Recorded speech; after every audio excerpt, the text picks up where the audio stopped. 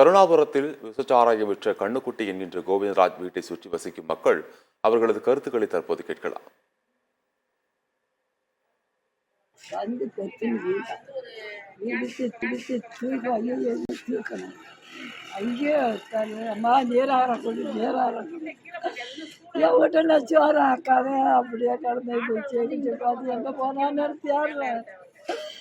அதுக்கு பாரு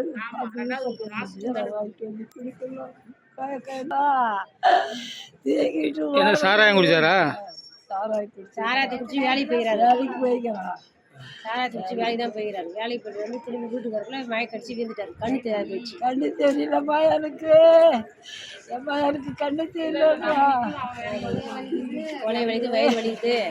அப்படியே ஆட்டோ பிடிச்சி அவங்க அப்பா தான் வீட் பண்ணாங்க. ஆட்டோ பிடிச்சி தூக்கிட்டு போகணும். சேர்த்து கொண்டு போகணும். பக்கத்தில் வந்து அவர் மகன் காசிட்டு தான் இருந்தார். அவர் மேலே தப்பு இல்லை. வேறு எங்கேயும் வாங்கிட்டு வந்து கொடுத்து தான் இந்தமாரி ஆயிடுச்சு. ஏன்னா இம்மா நாளாக அதுமாதிரி நடக்கலை. இப்போ தான் இது அவங்க வேறு இடத்துல எங்கேயும் வாங்கிட்டு கொடுத்து தான் இதுமாதிரி ஆயிடுச்சு. வித்து தப்பு தானே? வித்து தப்பு தான். இங்கே எல்லாம் என்ன பண்ணுறது, பக்கத்தில் இருக்கணும் சொல்லிருக்கணும் விற்றுக்கூடாதுன்னு. அது யாரும் சொல்லலை. அதனால குடிச்சதுனால பாதிப்பாயிடுச்சு. இனிமேட்டு யார் இறந்துட்டா உங்க ஊர்? அண்ணன் வந்து ரவி அண்ணன் இறந்துட்டாரு. அவர் தான் அது அவங்க என்ன வேலை செய்யறாரு? அவர் கொண்டு தான் செய்கிறாரு. எதுவும் வந்து அன்னன்னைக்கு போனால் தான் கூலி ஆகும்.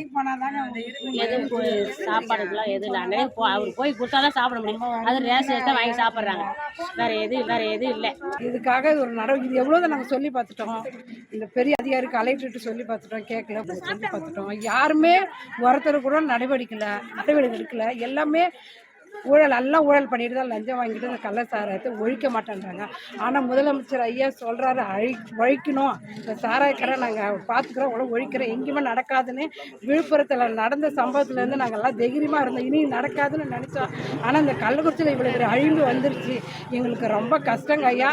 இது கவர்மெண்ட் இது உரிய நடவடிக்கை. இந்த சாராயம் எந்த ஊர்லேயும் எந்த பகுதியிலையும் இந்த தமிழ்நாடு இந்தியா முழுதும் எங்கே இந்த கள்ள சாராயம் விற்கக்கூடாது. எங்கள் கோரிக்கையை இது தாங்க ஐயா.